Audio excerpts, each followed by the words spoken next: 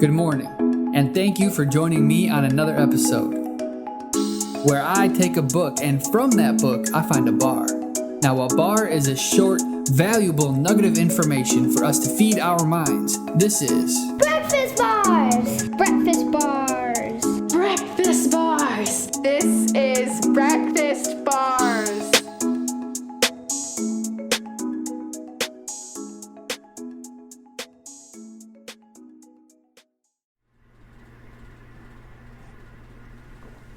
Good morning, and thank you for joining me again on another episode where we focus on feeding our minds one bar at a time. Another overarching thing that we do here at Breakfast Bars is strictly focus on nonfiction books. If you read fiction books, nothing against you, do whatever you please.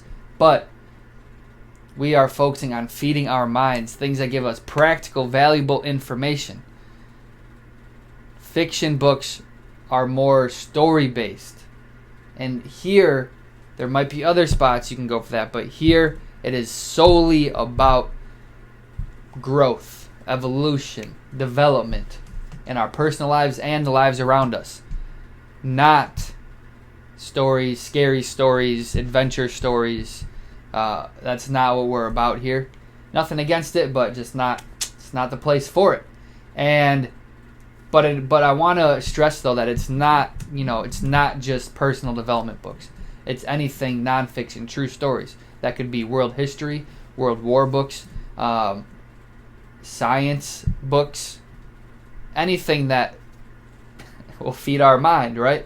So today is one of those books that is not personal growth related, but I think is incredibly incredibly important. And that book is Stephen Hawking, Brief Answers to the Big Questions. One of the cool things about this book, obviously unfortunate, but this book was released after Stephen Hawking had passed away. And that is one of the cool things that I love about books, and specifically nonfiction books, is that when someone passes away, is no longer with us, if they have written a book, or done other things, even just putting out other content, but if it's in a book form, it's written down, and we can kind of get into their minds long after they're no longer here. And that is one of the great things that I loved about this book, Brief Answers to the Big Questions. It is it's just interesting to see and to hear about. And let's dive in and see what we find.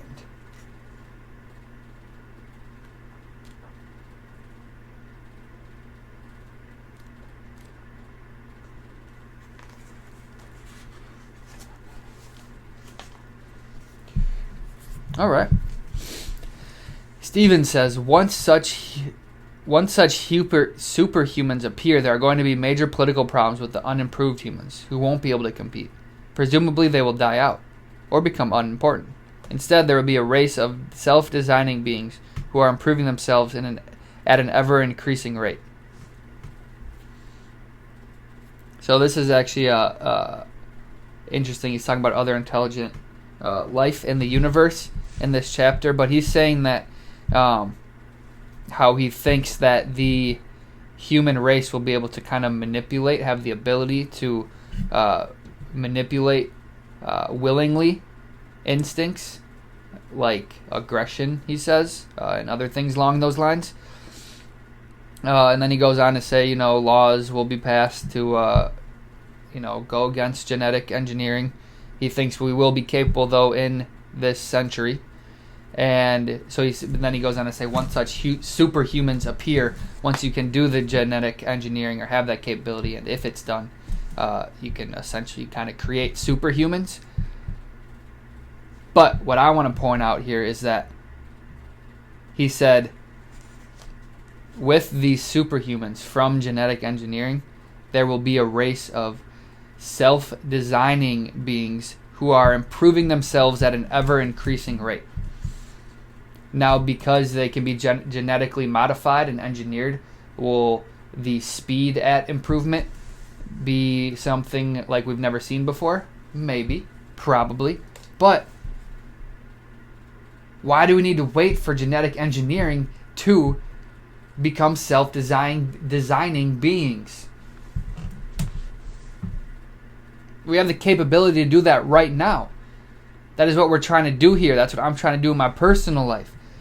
Like, we can design the life we want to live and go ahead and actually attain it. If you don't believe me, look at all these people right here. They talk about it in their books. What they had an idea of doing when they were 14 years old and ended up actually seeing it through. Regardless if that's a certain destination that you want to reach, we have the capability to be and improve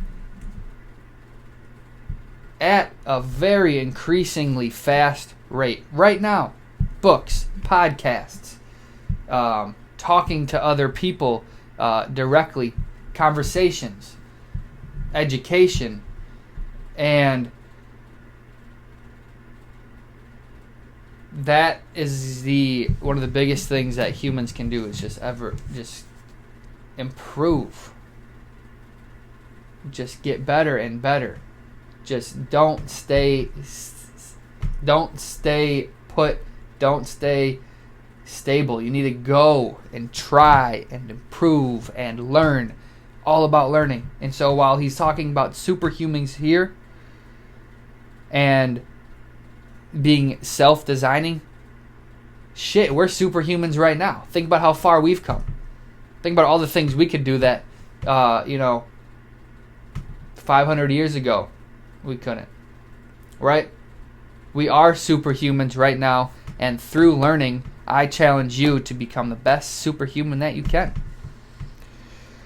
That's really it. Improve and grow, learn, but of course have fun while doing so. Have a great day.